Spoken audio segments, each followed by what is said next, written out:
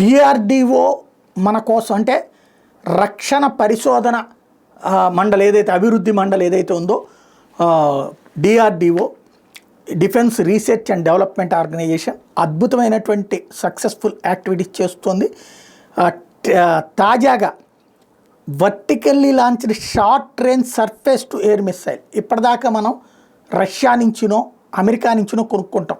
భూమి మీద నుంచి గాలిలోకి వాడేటటువంటి మిసైల్స్, స్వల్ప శ్రేణి మిసైల్స్, దీర్ఘశ్రేణి మిసైల్స్, మధ్యశ్రేణి మిసైల్స్ ఇవన్నీ కొనుక్కునేవాళ్ళు. ఇప్పుడు భారత్లోనే తయారు చేసే అడుగులు వేస్తూ దానికి అనుగుణమైన పరిశోధనలు చేయమంటే డిఆర్డిఓ అది సక్సెస్ చేసి చూపెట్టింది.